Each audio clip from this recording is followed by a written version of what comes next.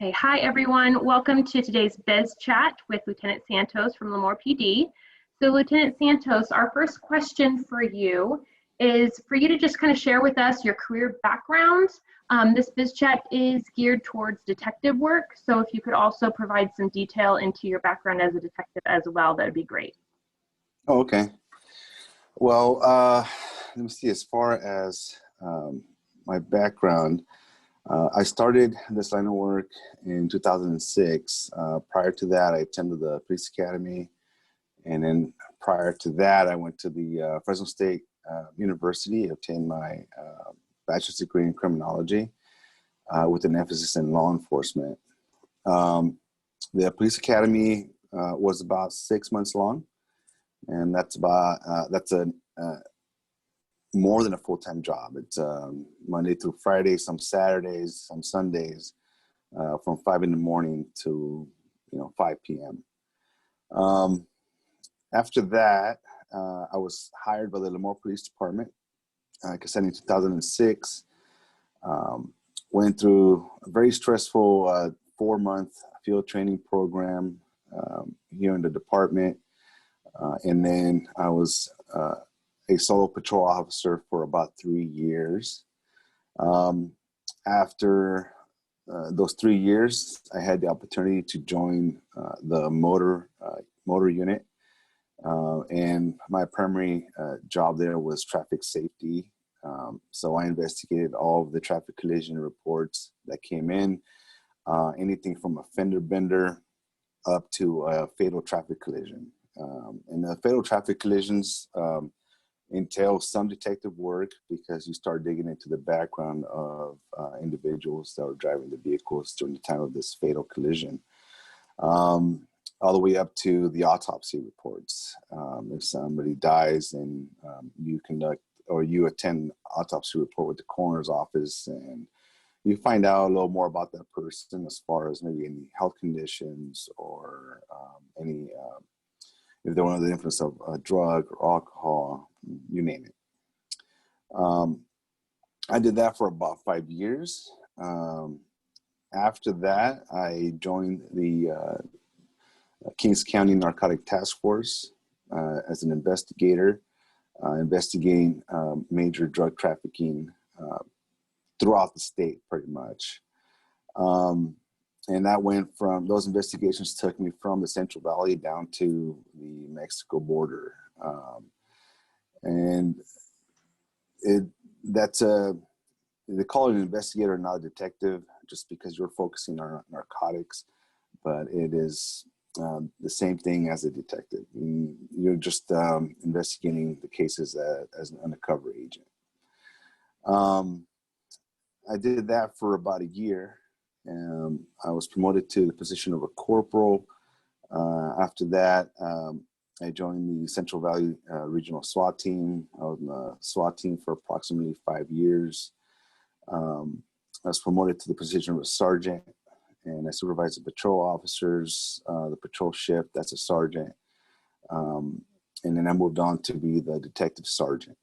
I was the detective sergeant for our police department for approximately 3 years, maybe a little bit under 3 years. And as a detective sergeant, I supervised the detectives and investigators in that unit, as well as handle cases myself.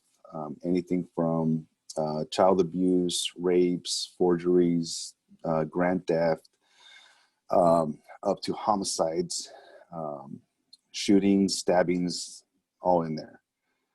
So I did that for about 3 years, up until February of this year, where I was promoted to the position I'm in now. Currently, I'm the lieutenant in charge of the support division for our agency. Sounds good, thank you. I appreciate that. So you mentioned your detective work and your background with that, but then also you mentioned being an investigator. This isn't one of the pre-selected questions for you, but I was just curious if you could distinguish between those two titles for me, an investigator versus a detective.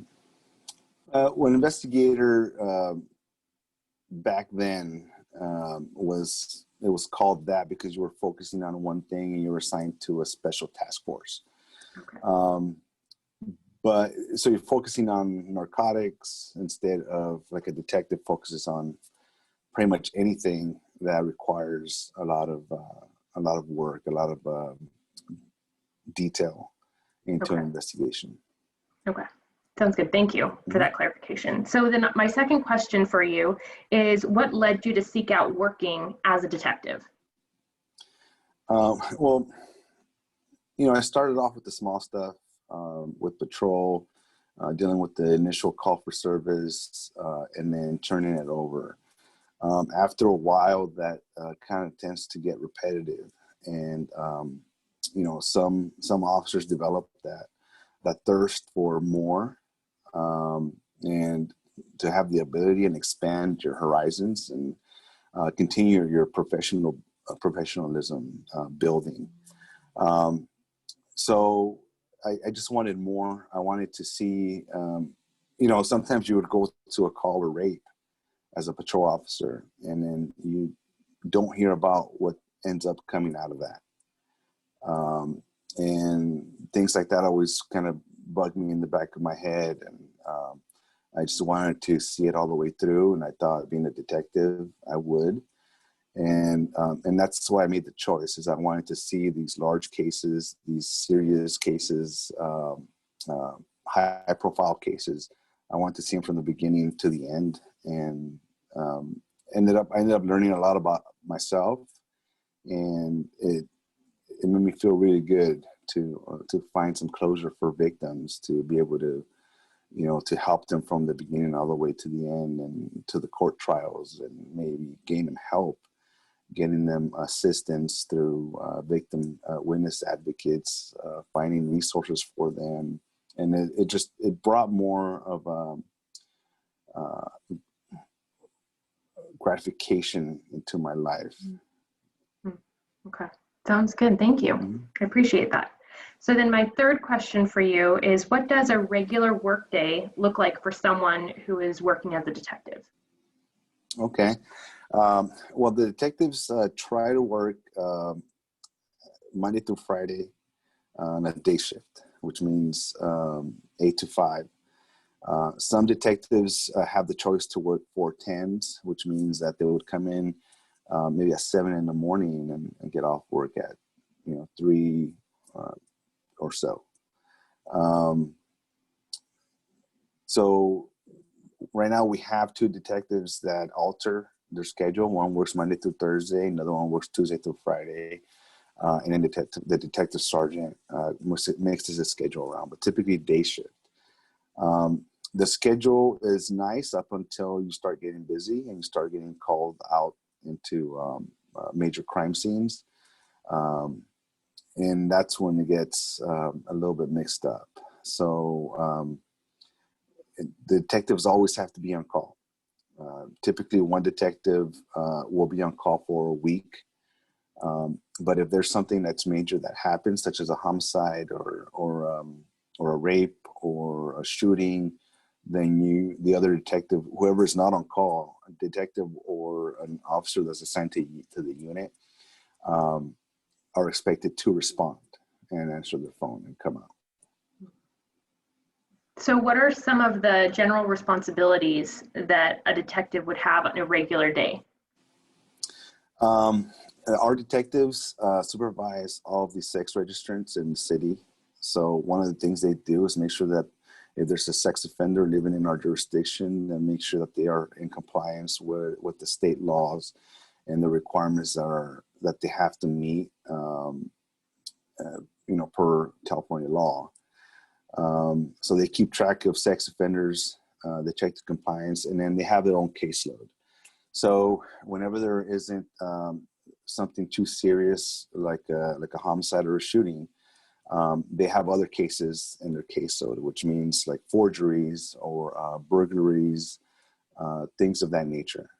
Maybe an assault with great bodily injury. They take all the serious cases, and patrol officers don't have the time to investigate these cases because they're going from call to call to call. So that's when the case gets assigned to them, and then it's their responsibility to follow up. on that case up until they run out of leads or they can find a suspect and make an arrest. Okay, thank you. Mm-hmm. So then what skills and or abilities are needed for this career path? One major skill is writing. Mm-hmm. English, sentence composition.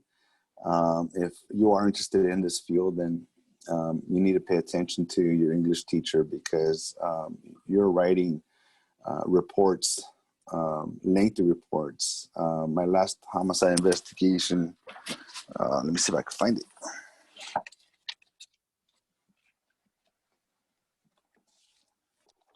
So this is my last homicide investigation. And then excuse it's a book. So, you know, as a detective, you're writing all the time, you're documenting. And if you can't write it out, then you're gonna have a very hard time finding justice for people, because you're not gonna remember everything. And then when you send a case over to the DA's office, so they can review, and then they can make a decision whether you have enough evidence to make an arrest or charge someone with a crime. If you can't articulate yourself on paper, then you're not going to be very successful. You can put, you know, bad guys in jail all day long, but if you cannot articulate yourself on paper, then they're just going to be right out. Another thing is attention to detail. You have to see the little things. You have to be a people person.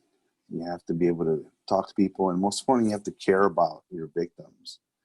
You have to care about the suspects as well. And so I guess if you could put it into one word, to be empathy, and the ability to care about what you're doing and the quality of work you're putting in. So one of the things that I did as a detective sergeant was when I investigated a crime, I wasn't trying to prove my suspect guilty. I was trying to prove them innocent. And if I couldn't prove them innocent and everything kept pointing back to that they're guilty, then I felt good that my case was strong, and I felt good that I had the right person in my sights, and that I had the right person that I was going to put potentially behind bars. So I cared a lot about taking people's freedom away, because that is an extreme amount of power that we have as police officers. And I didn't take that lightly. So when I investigated my cases, I really tried to prove them innocent before prove them guilty. And that helped me a lot in my cases. It made me feel good about myself at the end of the day. Did I answer your question? Yes. I tend to ramble on a little bit. No, that was great. That was great. I'm taking notes as you're talking, so I appreciate everything that you're sharing with us today.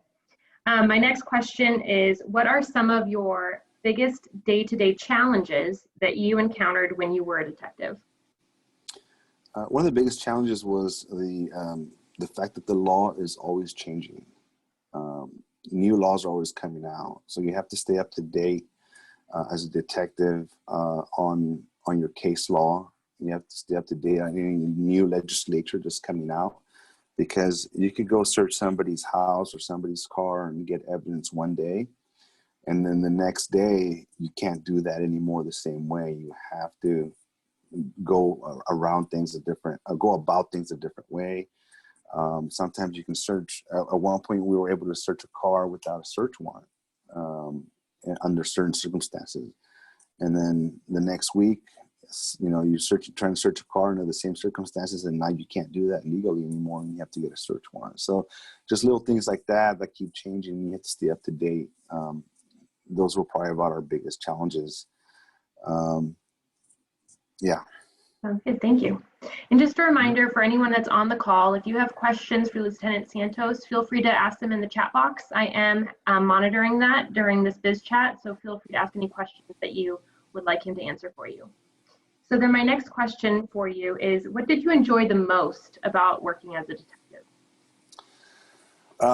Definitely, it was always working with the victims on a personal level.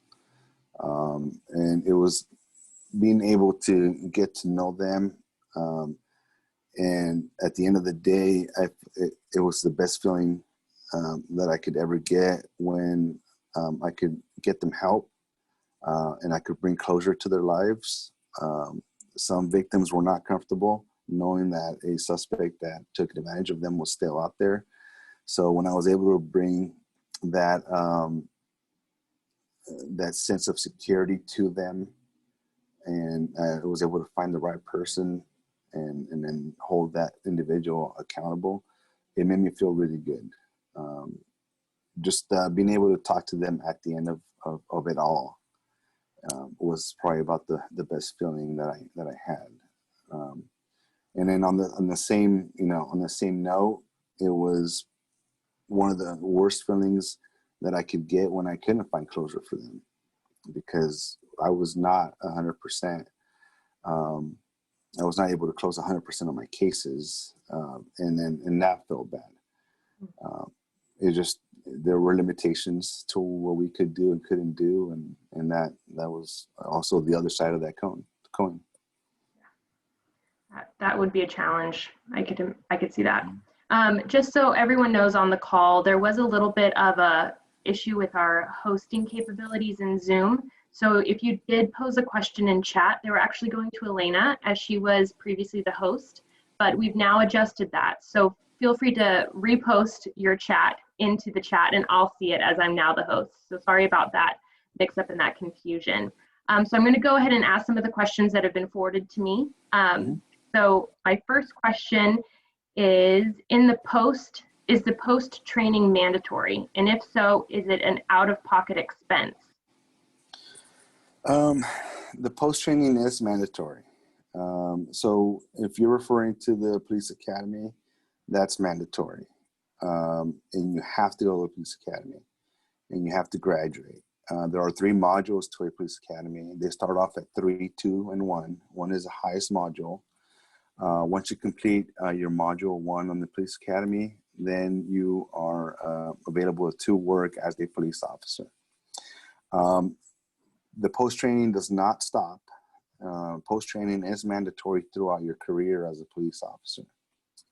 For example, there are what we call perishable skills mandates, and post conducts audits on those training hours. And if the agency is out of compliance, then they make sure you know it, and then they make sure you take care of that. California has a reputation of being one of the strictest states in the country as far as post standards and training standards for their officers. And as a matter of fact, I'll show you my screen. I have the post website on right now. So as you can see, we are constantly working with post. So there's yes and no. There are some post trainings that are not mandatory. It is a big help to have post overseen training, because they also put a lot of other training together. One of my favorite trainings throughout my career has been an ICI Institute homicide course that I took. And that was a 2-week long course where you focused on investigations of homicides, evidence collection, witness statements, suspect interviews, witness interviews, and just the training is awesome. Well, for me, it's very exciting. Can you expand just a little bit on what POST is for any viewer that might not know what that acronym means? Yeah, POST is an agency. POST stands for Peace Officer Standardized Training, and it's based out of California. And the state runs that program, and they have auditors, they have trainers, and they have administration that reaches out to agencies, goes and actually visits the agency and makes sure they're in compliance. Sounds good, thank you. We also have another question. Do you guys offer civilian ride-alongs? We do. We actually encourage them. We like having ride-alongs. Right now, we are not doing ride-alongs because of the whole COVID pandemic. But once this is all over, I would encourage you to come and do a ride-along. That way you can see what the station looks like. You can see what it's like for a police officer to be on patrol, and then see if it's for you or not. Sounds good, thank you. Another viewer asked, it seems standard to start on patrol and then move to detective. Is that still the route, or is there a path that doesn't include a patrol position? Yeah, and I saw that one coming. I was actually talking to Ms. Warren yesterday about that. Yeah, there are some misconceptions about detectives being able to start as a detective. Sometimes I get job applications for the position of a detective. As far as I know, every agency requires you to start at a patrol level, and then once you learn that job, well, then you can apply for the position of a detective. I think it's important that you get your feet wet in a patrol on a patrol level because the exposure, the experience you get, the dealing with the victims, dealing with suspects, dealing with witnesses, you can't substitute that with education. You can talk about something in class all day long, but you really don't know what's going to happen once you're actually out there dealing with these situations. Thank you so much. So then we've actually gotten a few questions, so I'm just going to keep reading them off in the chat. Is it a correct observation that a candidate is an advocate for both the suspect and the victim? That a candidate is an advocate? What do you mean a candidate? So I think this person that asked this question is asking, is it a correct observation that a detective or a Lemoore police officer or anyone involved in the investigation is both an advocate for the suspect as well as the victim? Is that a correct mindset to have when you're in law enforcement? I wouldn't use advocate. I would use more of an impartial party. You want to remain impartial. You don't want to take sides, and you just want to go where the leads take you, where your evidence takes you. That's where you want to go. So I wouldn't use the word advocate. If an investigator or detective is dealing with a victim, they'll put them in touch with an advocate that would get them help and the help they need. If they're working with a suspect, there's really not much to advocate for them. Is because if the evidence points towards them, then at one point you will have to make a decision and prove them guilty. Once you can't prove them innocent, then you're gonna have to prove them guilty. So I wouldn't use the word advocate. Okay, sounds good. Thank you for that feedback. Another question that a viewer asked is, what advice would you give to a current college student that wants to become a detective or an investigator? Finish school. You have to finish school. That's what I would tell you, first of all. Second of all, I'm sorry, my light's on a motion sensor. Give me 1 second. Yeah.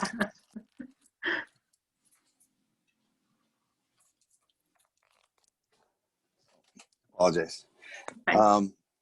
Yeah, so finish your school and then know that if you're going to go into this profession, you're going to face a lot of challenges on a professional level and on a personal level.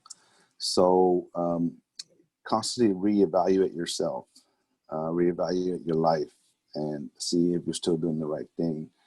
Law enforcement has one of the highest divorce rates in any field out there. So there's a couple of different reasons for that. You're going to see some pretty bad stuff on the field. You're going to, as a patrol officer and as a detective, it's going to be even worse because you get into people's business. You get into, you have to get into victims' with business. You have to get into suspects' business and know certain things about them that a lot of people won't. And sometimes the cruelty of a person will shock you, and it will shock you to the core.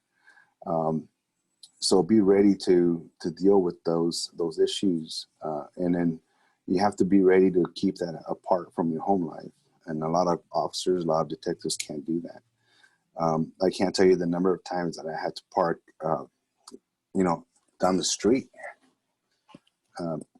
before pulling in the driveway, and just to wind down, because some investigations really hit home, and you try and keep yourself apart from that, but you can't help but get emotionally involved.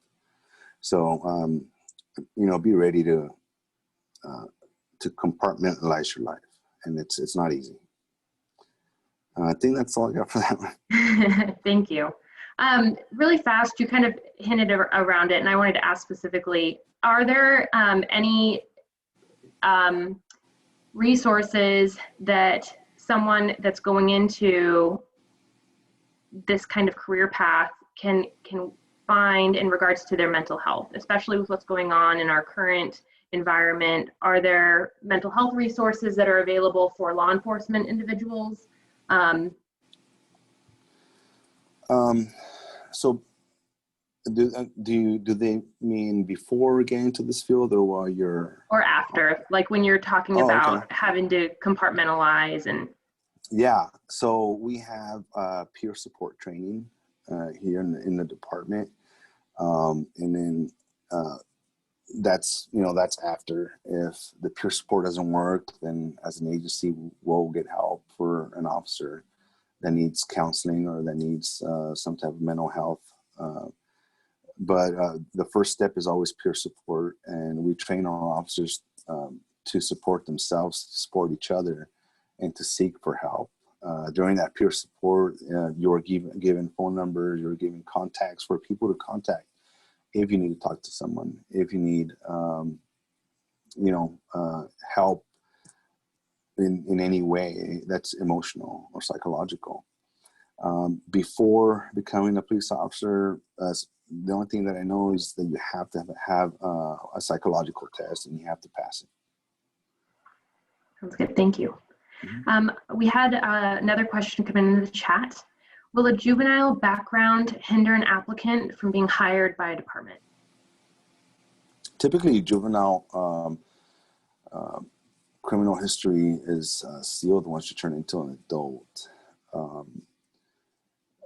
It depends on what it is as well, because when you apply for a law enforcement job, you have to fill out what's called a personal history statement, and you have to be as honest as you can, because the background investigator is going to dig into your life, and they are going to do everything they can to find out everything about you. And actually, I printed one up for you guys. Just as a sample, I have one from a personal history statement background check from the state. And this is how thick it is. So, you go into signing that you're not lying, you're going to signing that you're being as honest and as forward as you can with everything in your background. You get it notarized, saying that it's you that signed it. You put in your previous addresses on here, and it goes down to how, where you have lived like forever. So it is not uncommon for the background investigator to find out where you used to live if you didn't put it down, and then go talk to your neighbors, or find out who your neighbors were at that point, and then see, hey, how was so-and-so? What kind of a kid was he or she, and do you have any complaints, and so forth. So I guess I would say is it depends on what it is that a criminal background any individual has. If it's something minor, I wouldn't worry about it. Something major and violent might be an issue, because you're going to have to disclose that. Sounds good. Thank you. So then my next question for you is, what did you enjoy the most about working as a detective? The complexity of your cases, and just making the victims feel safer. That was the greatest feeling that I got as a law enforcement officer. That's great. Thank you. What did you dislike about working as a detective? Wow. Mm-hmm.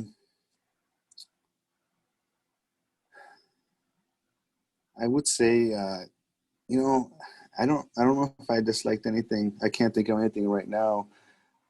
I really love that position. It was very fulfilling. I mean, there were long hours. I guess if I have to find a downside to it, it was I spent so much time away from my family. I can tell you when we had a homicide, I didn't see them for weeks, and it was like I was sleeping here in the office. And then you see that show on TV, 48 hours. It's not inaccurate. You really have a very small window to find the suspect, to find the killer. So whenever something like that happened, something serious like that, I want to see my family, wife, and kids for a while. So that's what I disliked the most. But at the same time, I liked it. I just like coming to work and have a goal. We have to make society safer, and we have to find this individual. So, yeah. Thank you. Yeah, that's a great answer. Someone in the chat asked, later in your life, maybe after you retire, have you ever thought about writing a book about your career experience? I have not. I have not. As you can see, there are some things that I just want to leave behind me. I think I'm a better person for having experienced them, but I don't like to remember some things. And writing a book would be a little bit difficult for me. Okay, thank you. We had another question come in the chat. Is the background investigator within the detective position, or is it a separate position from being a detective? Yeah, that's a separate position. Some agencies have their own background investigators, and they do use their detectives. Some don't. We don't. We hire an outside contractor who was a detective at one point in their life and retired. Is usually a retired detective, retired officer with a lot of experience under their belt. And yeah, so we hire out. It's a way to remain impartial and someone that we like to be impartial, and if that's the best we can do, then we try to do that. Good. This person also asked if you're able to speak to the differences in duty or responsibilities between the detective and the investigator positions. And I know you kind of mentioned those a little bit earlier, but I think they're wanting a little bit more information. And is patrol necessary for both positions? You mentioned it's necessary for a detective. Is it necessary for an investigator? Yes. Like I said, the only difference would be that, well, for me anyways, an investigator, the way that we assign them, an investigator is assigned to a specific area, like gangs or drugs. And a detective is investigating pretty much everything. And patrol is necessary. As far as I know, I haven't heard of any agency that puts anybody straight into a detective position without any experience. Okay, sounds good. Another student actually asked, as a college student, do you recommend us going straight to the academy and so on, or continuing schooling in an administration of justice field, then going into the academy at completion of that program?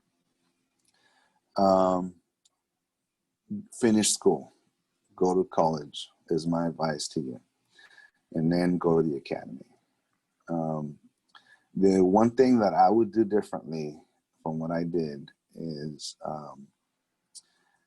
maybe major in something or minor in computer technology, computer programming, or business management. Because once you get up to the level that I'm in, you're managing a business, you're managing the budget, and you're dealing with computers all day, and those computers breaking down. And if you're good with technology, that's just another step up on the competition for you, and you makes you a better police officer. Good, thank you. So then that kind of goes hand in hand with my next question for you, which is when it comes to education, what would benefit students the most in relation to being a detective or an investigator? Like, what will they learn in their education that'll help them in this career path, specific to AOJ? Well, first, you're gonna get a lot of life experience while you're in college. You're gonna learn the skills to be a critical thinker, and college does that to you. If you pay attention, you're gonna learn to make decisions for yourself and not base your opinion on others' influence over you. You're going to learn the basic skills to do research on every project that you do. And then you're going to learn to cite your sources and find out that the research you're getting, the information you're getting, whether your major is in, I don't know, administration of justice or, like I said, business management, you're going to need to learn where that information is coming from and make sure you trust it. So it makes you a resourceful individual in that way. That way, when you become a detective, you can, like I said, you can think for yourself, you think critically for yourself, you gather the evidence, and then you're able to evaluate where that evidence is coming from and how much weight you're going to put on that evidence to make an opinion or to form an opinion as to who the suspect is, as to whether that suspect is guilty or not, and whether you're climbing up the right tree. That's good, thank you. Mm-hmm. So then I have two more questions for you. If anyone else that's attending this BizChat has any more questions for Lieutenant Santos, please feel free to write them in the chat, but we do just have two more questions and then we'll end our BizChat today unless we have more questions coming from the participants. So what experiences should a student seek out specifically who's interested in this career path while they're going to school? You mentioned critical thinking and life experiences, but what opportunities could a student gain that would really help them with this particular career path?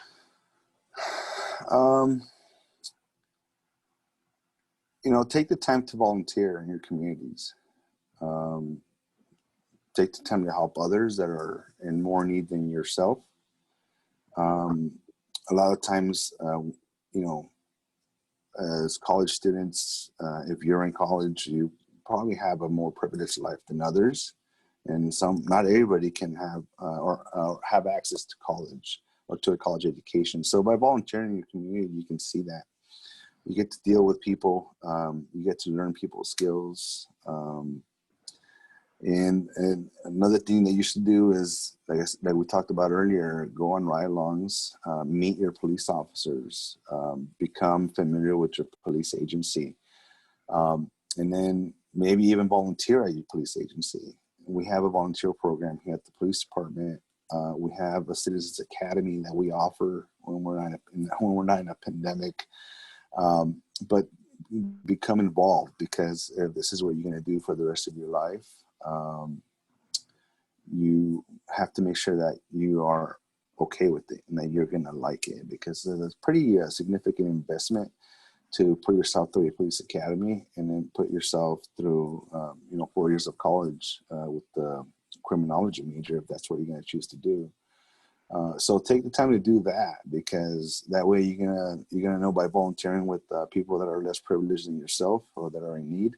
You're gonna learn whether you're the right person to help them, and if that fulfills you, and if that makes you complete by helping them, then as a detective, you're gonna be able to do that 10 times over.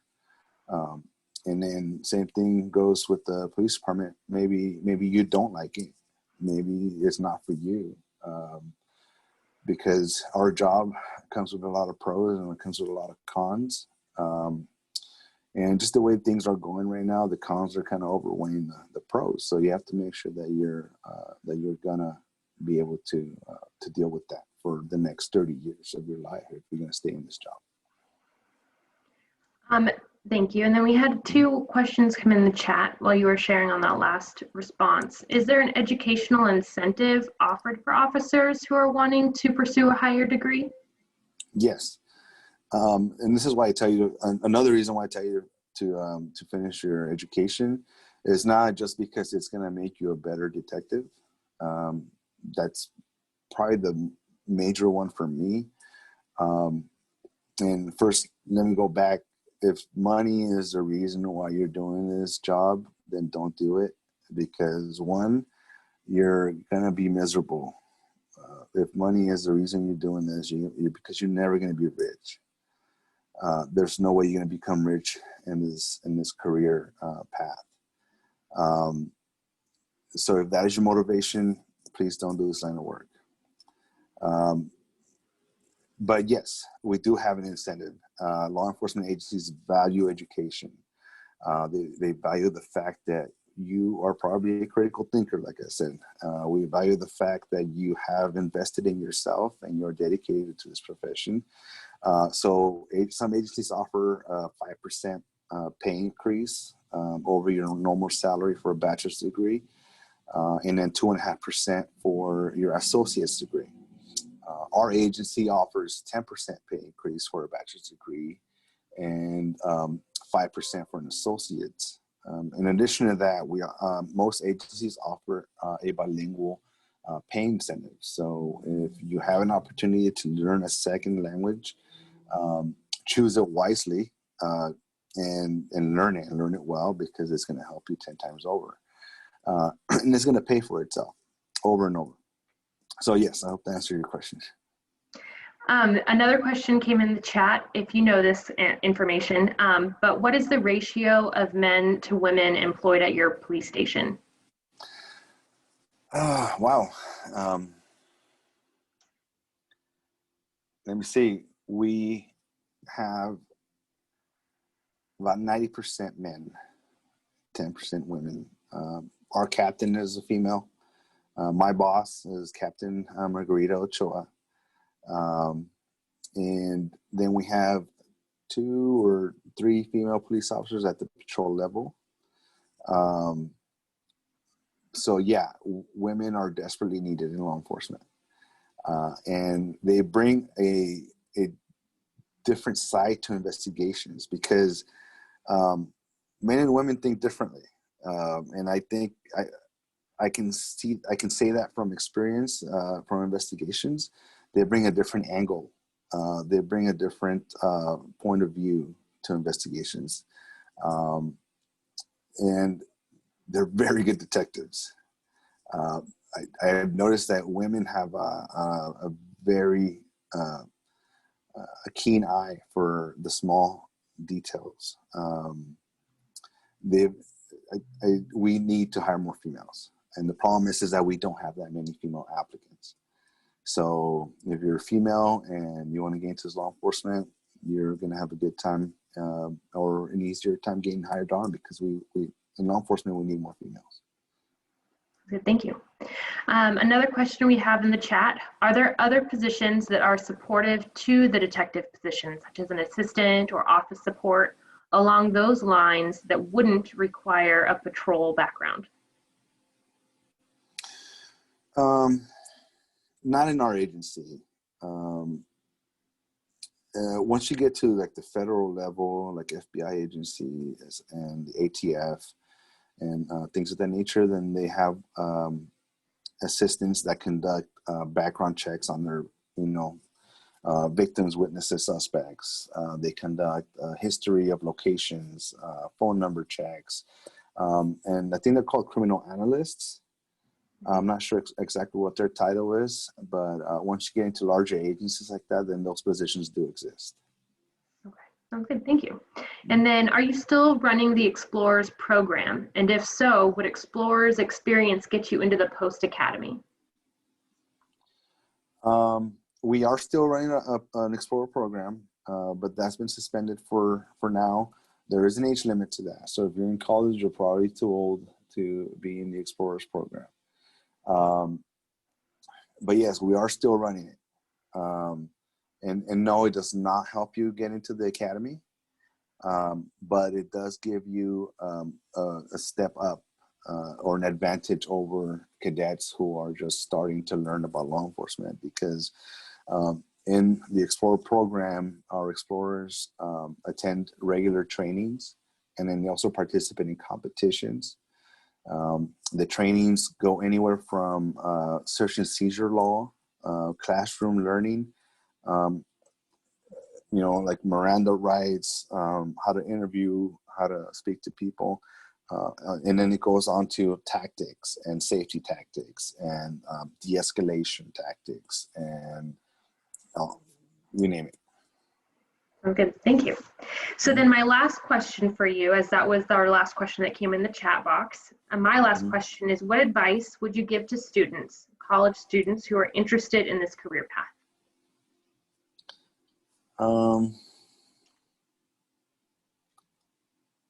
Well, like I said, expand your field of knowledge. If you're going to major in criminology, I would minor in something else.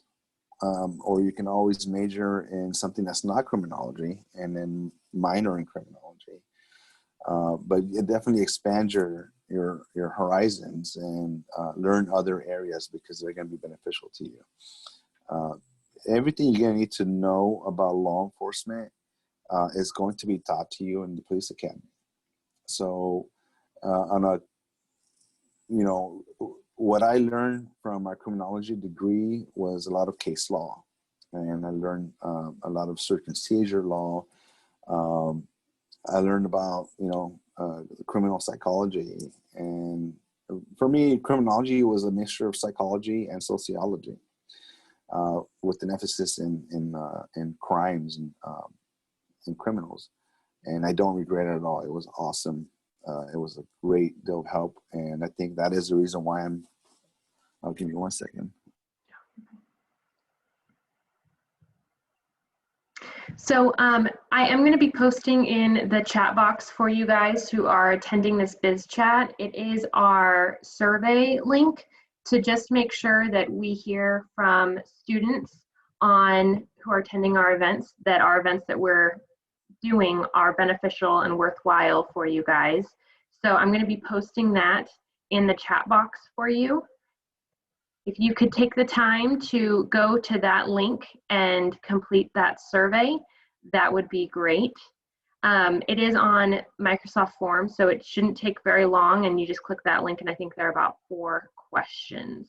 I think we might have lost our guest speaker, Lieutenant Santos, I think might have gotten a call.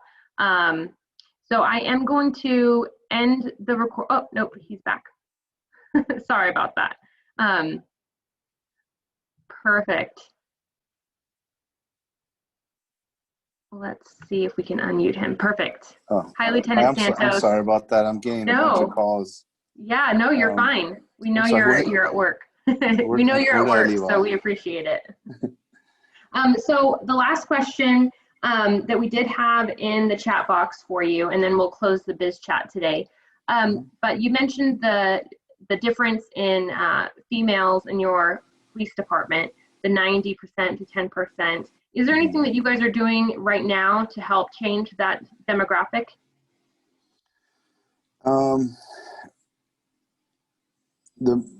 I guess the most that I am doing is every time I meet or run into a female that's interested in law enforcement, I encourage them to keep going because we need them. But as far as the recruitment goes, we're not specifically targeting females for recruitment. But yeah, that's pretty much it, is letting them know that, hey, you're in the right path and you're going to have an easier time getting hired because females are needed. Sounds good. Thank you. I appreciate that. So that's all of our questions then for today's BizChat. And I just appreciate you taking the time out of your day to talk with us about being a detective, and everything that you shared was really informative and something that I didn't know. So I appreciate the time you've taken to share that information with us. Well, thank you for having me. No problem. Thanks again. And students, I did post that survey link in the chat, so please take some time to fill out that survey. And then without further ado, I'm going to end this recording.